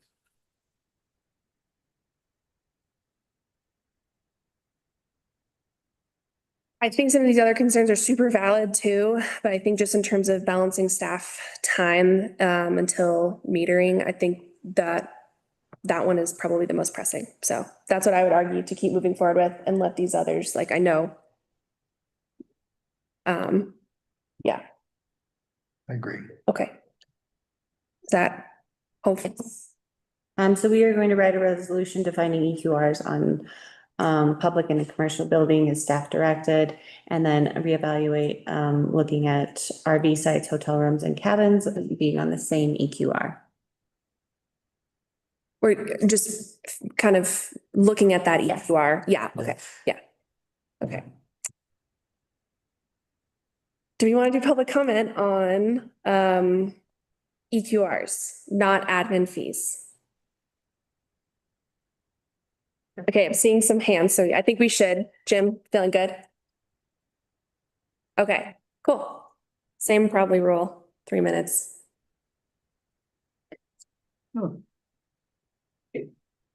I have a building with 5,000 square feet. We have one sink, one bathroom. They're used for about 5 months a year. And I don't think it makes any difference how many square feet you have. It should be based on how much water you're probably using. The idea that you would count bathrooms or showers or toilets or hand sinks or bidets doesn't make sense either. It's like as if we said the electric company was going to start sending you an electric bill based on how many square feet you had, rather than whether or not you heated with electricity or just use use candles. It's not a good pathway to go down. Can you tell me what a meter would cost? What size? Well, I'd like to put in a larger one because the next person that has the building might decide to go ahead and do something differently with it. Okay, get back here real quick and I'll give you. Would it be possible for you to go ahead and allow people to just buy the meters and have them installed? And let that be one of the ways to go ahead and get the installation taken care of. We need a meter reading system Also. to read those meters. And you'll probably get that when you get your first meter installed with your first tranche of meters. But other people might just want to go ahead and get one installed rather than waiting. So just Thank you. let's just, could I answer your question about a meter cost? So let's just say a 1-inch meter. That range is anywhere between $300 and $350. And depending on the rating system, that could be as much as $150 to another $300. It just depends on how the cell-based works and the clarity and all those other options. So you possibly could, on the high end, be at $700-800 for a 1-inch meter. Right. Okay, and of course, residential, what I consider residential is a 3/4. That's cheaper. You dive up into that 1.5 inch, that 2-inch. Those meters are, of course, take up more space and more material. So those meters are more expensive. The reading systems don't care what size of meter it is. They'll hook to any size. So those prices don't increase along with the size of the meter. Right, but that's less than 6,000 that I'm currently forecasting for my water bill. this year. Correct. Thank you. Yeah. Anyone? Always. First of all, I'd like to thank John for all the work you've done on getting the meter information and stuff. That's very useful. Thanks a bunch. I just have a couple of questions looking at the handout where it has vacant land, an EQR of 0.5. I'm not sure how you could charge anybody with vacant land that has no utilities or anything hooked up to it. I think that one of the things needs to be looked at. And the other thing is where you're looking at a 0.5 EQR and planned investment, you're already charging a planned investment fee. Are you saying you're going to charge a 0.5 EQR? And once you're on the system, now you're going to be at a 1.5 EQR? Because you go to 1 and you're already being charged for a 0.5. What is a 0.5 EQR equal to in a planned investment fee? Sure. So proximity to accessible infrastructure. And so if you are within the town limits, we will charge you, and it was originally proposed the full EQR price for vacant land. And I can let Steve actually. Yeah, I'll clarify that. There are a couple instances where people have water and sewer at their properties, and they were paying one whole EQR. And they brought up that that seems inequitable. They don't even have a building on the site. So that was the purpose of that. As far as the plant investment fee, that speaks to sort of coordinating the same multiplier for that ADU versus the 0.8 multiplier that had been in the case before. So you have your tap fee plus your plant investment fee, and that is applied a multiplier just similar to the EQR schedule. And so that's where, you know, a hotel or a larger commercial building is going to pay a higher rate than just a single household, single family household. Or a 2-unit building is going to pay more than a single unit building. Okay, so the 0.5 EQRs is the fee for a 3/4 copper hookup to a residential house. It's how it's factored in. Correct. Okay. All right. And I guess, like I said, on the vacant land, I have 2 lots. One of them's empty and the other one has water and sewer. And from there, this is saying is I would be charged a 0.5 EQR for the vacant land. Yes, where if you've got water and sewer to vacant land, instead of paying the full rate that you've been paying, possibly, then we need to make that adjustment. Okay, There's one, you know, there's multiple properties around town where whether it's burned down or bulldozed, and they've kept their water and sewer, and they pay, they had been paying the full rate. I understand now where you're saying vacant land that has services on it, but nothing Yes. else will be charged a 0.5 EQR. That is correct. Okay, thanks for answering my questions. If you had a vacant lot, you would be charged 0.5, but it's only if you have utilities. Yeah, right. I think we access to turn that on. Yeah. Then you're paying into the system. We changed that last. Yeah. It's a little misleading though when you read it. Oh, yeah. And there are communities that do that. If you're within a proximity of the water, they charge the vacant land with no services, sort of a access fee or a potential access fee. We adjusted that in May, right? Yes, you. Yes. Those two, the definition of the ADU for EQRs and the vacant land was in resolution 2025-13. Any other comments? I just like, I know you guys have your hands full with this and it's such a huge rate increase across the board. So there's no good way to do it. I just want to preface my comments with that. I think what you're trying to do now is address really specific concerns piecemeal. And my concern there is that perhaps the forest is not being seen for the trees. For example, in the recent staff memo, there was an attempt to chronicle all the public comments. There were 4 public comments that don't appear there. And that's about the penalization of multifamily buildings. Currently, if you have a duplex, that second unit in the duplex is being charged more than an ADU. Often this represents an affordable housing opportunity in our community. That was discussed at length. That's not a bullet in the packet, for example.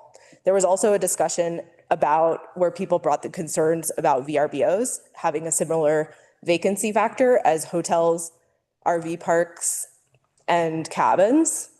That one appears as a bullet point. Like, I know some people were like, we should increase VRBOs, and other people were like, well, VRBOs are vacant for a lot of the time, so we should decrease it. It appears as a bullet point in the packet as VRBOs should be penalized, essentially.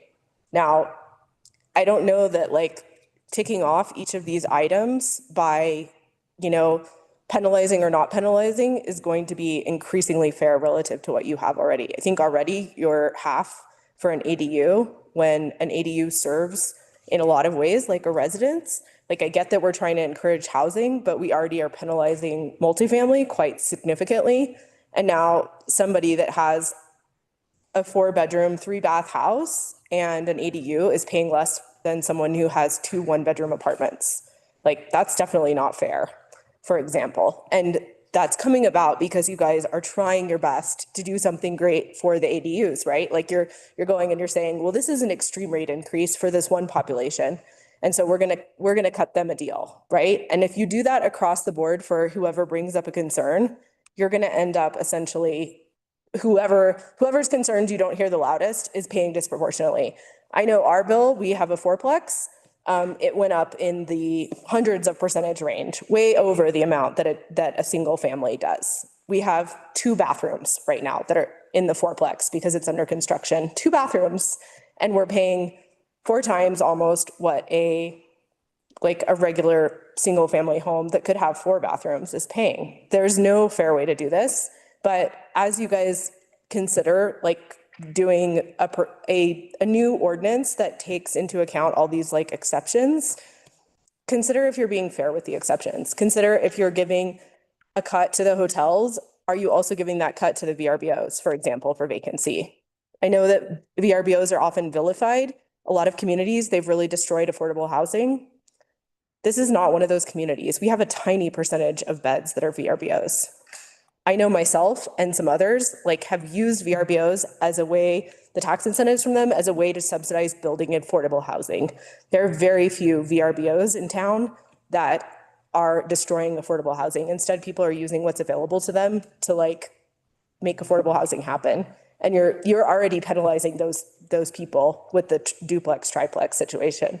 So, I mean, just be careful when you're thinking about where you're kind of making the cuts for people, because I mean, the Highlander Hotel, there was a comment about that. There's a lot of multifamily where people commented, and that's not a bullet in here. So it's really hard for you guys to capture, I think, all of the public comment accurately about where people are feeling pain points. And I just think there's a lot of opportunity to be unfair in terms of who pays, because ultimately we all have to pay more. Thanks, Jesse.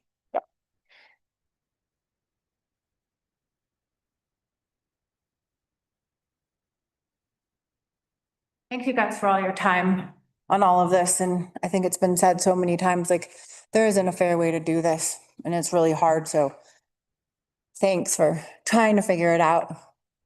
I think that Jesse makes an excellent point about, the squeakiest wheel is going to get the grease. So be careful on that. I think that makes a lot of sense. This gentleman's solution to we all want to get to the meters as quickly as we can, but for some people, that's going to be 3 to 4 years down the road. And as Jim Harper mentioned, there's a lot of people getting hit pretty hard with this kind of thing. So I think it's the same thing. It's an excellent point to like in June, like I think we can all suffer through till May or June with whatever, how it is. But then if May, if I knew that I had a chance to buy a meter that cost $300 or $400 or $500 or $600, I would probably just buy a meter and put it in, and then we just roll from there. So if that were made an option, I think that's an excellent solution. Once you get that meter reading thing put in. So I just want to second my opinion on that. And I think that I just wonder if anybody's considered just thinking outside the box. Like I totally get it that we need to raise money for water, sewer, trash. And so it's like, well, let's increase those bills for the people in town. That does make a lot of sense. And the gal with the long dark hair, I think she's our accountant that sat here last Monday. I heard her say, and she's right, like water, sewer, trash it's not a luxury. And when people complain to you, you have to say, hey, this is what it costs to live, and this is what we need to have these things in our house. When these bills for some of us get to be equal to a little more than, or maybe 10% less our mortgage payment, like as a whole in a community, like there's something quintessentially wrong with that. Like typically you want your utility bill to be all of them total 30%. There's a lot of months right now where my utility bills are close to my mortgage, if not more. And that's a big hit for a lot of people, but I could probably handle going through if I could get a meter in May. But it's along the same lines of like, with the new land use code, trying to jive with the Compass project, where it's like, what are the things that people really wanted to do in this town? And it's like affordable housing. And so it's the same thing. Like, there's a lot of people I know that we all live in a house, and then we rent to like a teacher at the school or someone who works in town, or we use the house as a VRBO part of the year to help pay the bills and that kind of stuff. And then a bunch of years ago, it was like, oh, let's do ADUs. And now I personally have turned my house, my VRBO, into my own home, and I rent.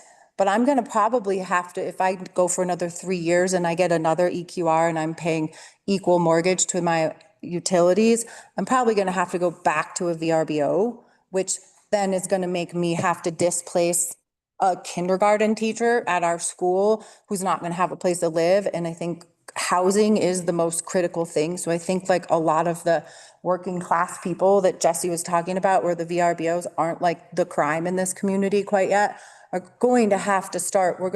It's going to start going that direction, because we're going to have to move back to those VRBOs and start displacing people. And I think it's a bigger issue. So I'm wondering if we've thought outside the box, whereas there's other communities that make second homeowners pay twice as much property tax, and maybe that property tax could be called something different. I'm also trying to buy a second home. I don't care if I have to pay double property taxes. Like maybe that money could then be pushed into, it doesn't have to be a property tax to go wherever property tax goes. I don't really know that much about how the government works, but maybe that could be allocated toward water, sewer, trash, towards the infrastructure that we need. And it's just a fundraising money from municipalities where you own a second home and you live there, you figure it out. Like I think there's maybe an opportunity to, along with like a sales tax portion going to pay for this kind of stuff, or just taxing people that have property and taking our homes away from other people that don't live here.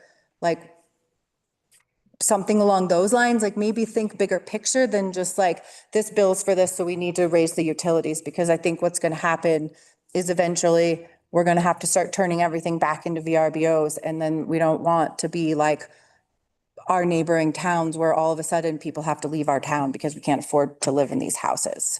I just think there's a fundamental question that is asked when your utility bills are as much as your mortgage payment. But thanks for everything you guys do. Like I always say when I stand up here at this podium, like I'm into solutions and talking about things, and I just like to try to find a time where you can sit in a room and have conversations with people instead of having it be just so formal. Because I think, as Dana says, we're better together, and I think we all could come up with a lot of ideas that are wonderful and have options and things. So thanks. Well, we have another agenda item, so I might start hitting us at 3 minutes. Sorry. I've been letting it rip a little bit because they're great comments and I appreciate them all, but yeah. Sure. I'll try to make this quick. I think most people have kind of captured a lot of the points that I was going to make.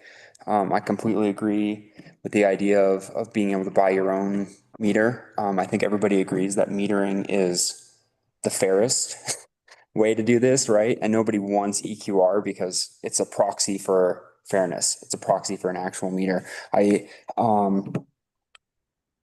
just want to mention a couple things.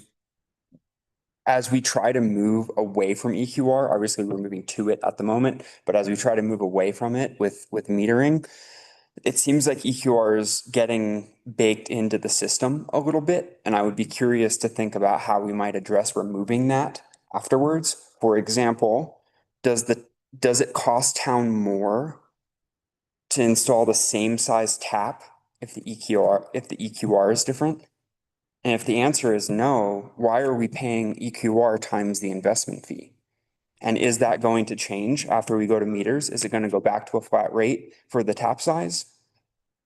Similarly with the trash, now we have EQR tied to the trash. If you have a dumpster, because you're a multifamily and you want your tenants to be able to throw trash away, you still pay an EQR times your trash fee. Is that going to disappear as we go to metering?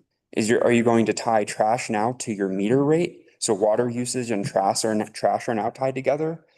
These are just all kinds of questions. As we say, we want to get to fairness, which is a metered system, but now we've baked EQR into all of the calculations. Seems like we need to kind of get some clarification on that. Otherwise, EQR isn't really going away. And all these pain points that people are bringing up as special user groups that we want town to not focus on, those are just going to get baked into the system long term. Thank you. Thanks.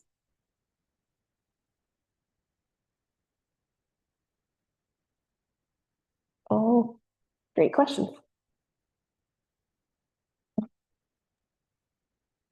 Next agenda item, Right. admin fees. Okay. So there's a lot I could unpack from a lot of that public comment. I know, like, we could probably be here for another hour at least. But you did give me some ideas to address in the state of the town that I want to do in August to kind of help show the parameters that we have to work under as a town and as a municipality, and then see where we can be creative from there. So I hope to give that presentation on August 26th, and I hope y'all can tune into that. Can I say one more thing on that? Yeah. I don't remember when next coffee with the mayor is, but I think I'll try to go to that. We can have more like informal conversations, like what's possible, what's not, addressing some of those public comments. Yeah. While we keep moving this public work session forward. So in reevaluating our administrative fees, and these are fees so enterprise funds have to act like their own businesses. And the fees and this is all because of Tabor.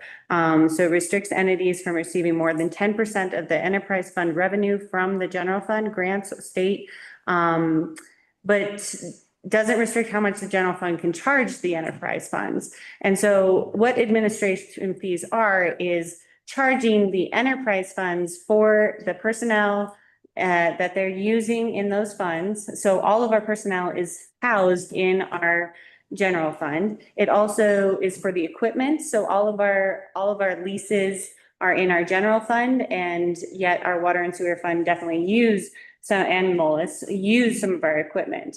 And so trying to make that fair, again, trying to always make things fair. We have been operating off of a calculation that was I inherited when I started the position, and I have tweaked it a little bit each year to really say, okay, well, I don't think that water and sewer should pay for the bond principal of Anisi Park. That doesn't make sense to me. And so trying to reduce those. Yes, admin fees did go up for several years. They went down this year because we realized it was starting to balloon out of control. And so we want to make sure that we are charging our general fund what we are using from that general fund and nothing more. We could charge more if we wanted to, But to be as fair as possible. So I kind of scrapped the old way that we did administration fees and thought about it a little differently. So I broke out salaries and I broke out items that are in the general fund that we wouldn't have unless we had those enterprise funds. So if you think about like, we will always have insurance, but definitely some of the enterprise funds use our insurance for their equipment, office supplies and postage, equipment leases, accounting and auditing, those all contribute to those general fund or those enterprise funds. So I tried to be as transparent as possible, and I did include streets in there because when we're thinking about one of our largest line items is public works personnel and how they allocate their time. So I put streets in there, and I also put, so that stays in the general fund. And then the water and sewer, refuse and mullis are all of our enterprise funds. And put a percentage of time for each person that works on those funds to be more transparent. You can see like Public Works Director, 100% of his time is spent between streets, water, sewer, refuse, and mullis. And that makes sense, right? Like that's you can see where his time is spent. And then what I did from there is I took those numbers, plugged them in below, and came up with the totals at the bottom there for each enterprise fund. And streets you can disregard because that is out of the general fund. But you can see that like the water and the sewer are 212, 221. And so it's somewhat a little less than what last year was. Like water enterprise fund last year was 376,000, or I should say this year. But our projection for next year would be somewhere around 212,000, 221,000. So just wanted to highlight that. So our total number would then be 624,000 from our enterprise funds that goes back into the general fund. And I ran this by the finance committee, and they agreed with these calculations, and I wanted to run it by you all, because ultimately I'll be using a version of whatever we decide, to draft our initial budget.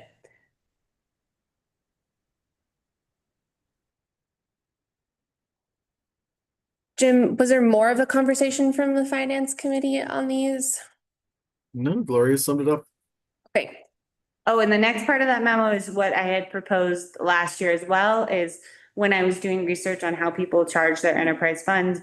One of them was like a percentage of the revenue generated was another version of how to do it. And then the percentage of time and resources. So those were presented last year, and I wanted to include them so that you kind of have all the different options on the table. And maybe there's more options, but this was our next best stab at it.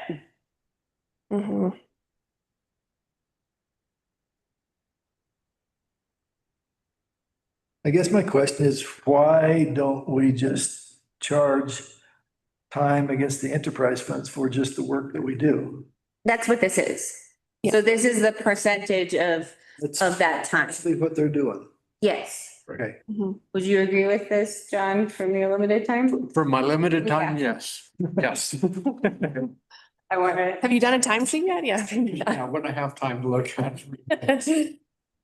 And then what I don't want to do is ask my staff to, and we don't really have a mechanism to do this, is to log every minute that they're doing, because they might take the loader and they might go to the wastewater treatment plant and then they might do something along the way, and categorizing that. I mean, you guys are very dynamic in your day. Just generalize, it's like, it took an hour to do this or took an hour to do that. Yeah.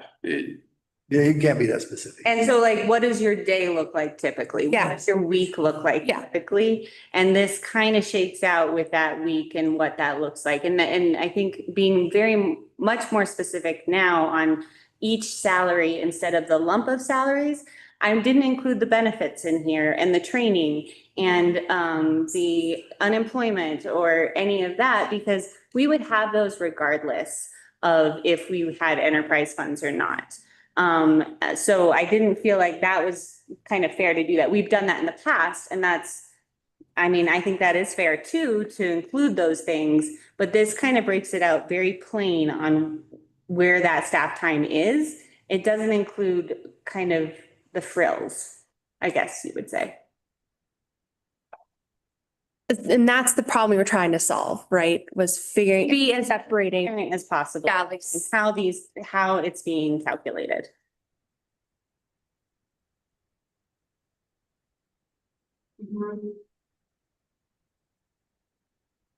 Okay. I mean, You answered my big question. yeah, that makes sense to me. I was really excited when I put this together. No, it's great. Because I was like, it's kind of, yeah, I think this is it. But I also want to just, gut check it all with the collective brain. Yes, Jim. Thank you. No, I just wanted to add a quick comment. These facts, these figures, this chart on page 11 of the packet represents the conversations that we had here at this committee meeting. In fact, it was Ron that really pushed on wanting to better understand and drill down on the separation of time, where it's allocated. And I think this is a terrific breakdown of where everyone is spending their time. This is great. I mean, for example, we have maintenance workers who don't really work on water and sewer. They primarily work on streets. And that's just their specialty. So we kind of broke that out on, okay, your specialty is streets, so we're not going to charge your salary to water and sewer. Yeah. And it didn't reduce the admin fee significantly for, let's see, the sewer. While it did reduce it for the water, it actually increased it for Mullis. Yeah. And refuse was already decreased last year because we knew we were going into the black. So this would be a fair one for refuse, but we might need to decrease that because we're not making money in that fund. When I feel like maybe that helps with like separating out and we go into budgeting season, like Mullis from like how much Mullis costs to operate versus the water and sewer, and making sure that's like allocated correctly. Yep. Yeah. And Mullis, I will share that, we do some shared supplies. So like toilet paper, if we can, instead of having the library order their toilet paper and the visitor center order their toilet paper and here order their toilet, we do it all in one big chunk. So that's why that's in there. Yeah. And that's just like split evenly then across the funds. Yeah, and we said, will we have this many buildings? So about 10% of that goes up to Mullis, and it might be more, honestly, because we'll go through that up there. Yeah, they're coming out of the woods. Toilet paper. Okay.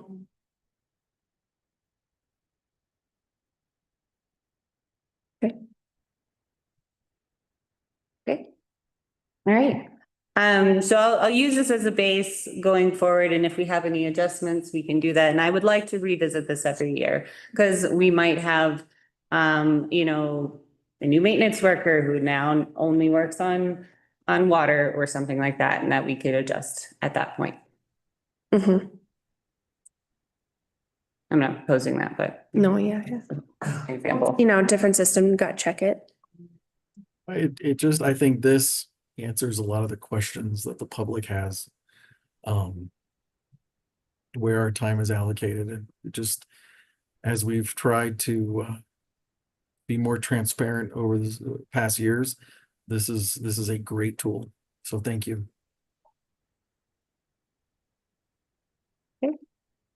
I realized too, We never open it up to Zoom for the last two comments, and I'm so sorry, Melody and Rory, like, if you had any comments, we can do that now. Or if you guys have comments on admin fees. Okay. Is that Rory or Roy? I can't see. Roy. Roy, sorry. I don't have good vision. Got one. Okay. Yeah, great. I feel it's that. All right. Any future? Did you? Oh, yeah, that's right. And then I have, sorry, and we're done. Okay, so for future agenda items, and I would like to set a meeting as well for our next meeting if we could, utility rate discussion. So as you can see in that, page 14 of your packet, there's that blue box down there. And this evaluation is how much we need to cover our current USDA project with the rates that we have. And you'll see net after debt service there. And we would need to raise our rates $8.61 monthly. Mhm. And that would be $17 bi-monthly. And I am not ignorant to the fact that this is a huge hit again. Yeah. So we are exploring incremental ways in which we could potentially do this. And I'm looking into the legality of our idea on how we could potentially maybe do it like per cycle. And like a 2% or a 1%, that would get us there eventually. So, I'm not sure on the legalities. I'm still researching that. So I will come back to you all with that future agenda item, but I wanted to flag that for you. The infrastructure reimbursement policy in chapter 11 and chapter 13. So our attorney has recommended to redact both of those. He was on the meeting for a second, but I think he hopped off. I do have some other options that I have researched with our neighboring communities and kind of what they do for this. And it kind of leans towards the development agreement. Because right now, what's in our books, we have no way to track that, nor have we ever tracked that. And that makes me really concerned that it's part of there. And that's what makes Clayton concerned. But I heard the board wanting to keep something, and Ridgeway has a great example. So I would like to present all that to you next time. And then an idea that was brought up from a constituent and actually who is a contractor, talking about dumpster requirements for building permits, instead of allowing everyone to go to the dump. And it seems like a very straightforward, so I'll bring those to you at our next meeting. And there was one more other thing that I was gonna bring up outside of this, and I forgot what it was, so I'll probably remember by our next meeting. So what would be a good date for you all to meet again, giving us about 3 weeks to work on some of our projects? So thinking about the third or fourth week in August. August. I'm gone the 11th through 15th, but back the 18th that week. Don't worry, I'm taking the meeting remote from the beach, North Carolina. Shame on you. What I was gonna propose, since we have a meeting that week on the 20th, that's our joint meeting with the town or with the county, was Wednesday or Thursday, the Wednesday, August 27th. 27th. And that will give us kind of a full month to try and get some of these projects. Don't make that one. Oh, no, that one. Okay.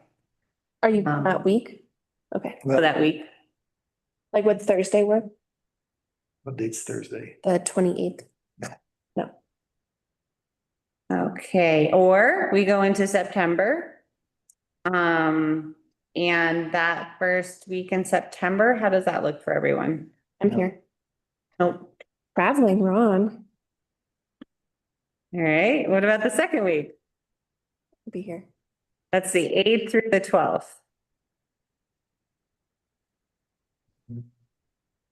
Later in the week, maybe. The Later in the week, maybe. I'll have to get back with you on that. Okay. Now, I'd like to propose either the 10th or 11th or going to the no, not the 16th, that's planning commission, the 17th or 18th of September. And then we should have lots of information for you guys by then.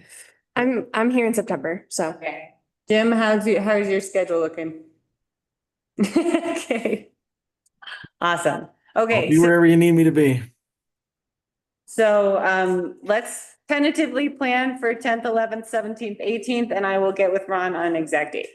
Okay. Does that work? Yes. All right. Thank you, Gloria. Yeah.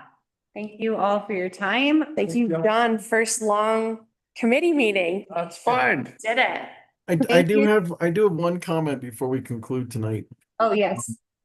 And it kind of goes back to the meters and hearing some of the comments and, the great part about where we're at right now, 3 weeks in with John Z being there. Dwelling on the past, it happens. We got where we're at. So now it's time to fix it and move on.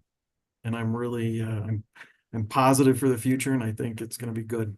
So I really just want to make that comment because I can hear certain opinions and I have my personal opinion, but I think looking forward is better than looking backwards.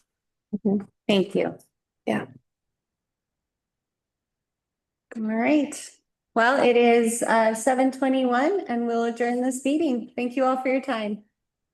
Thank you. Thanks, Jen.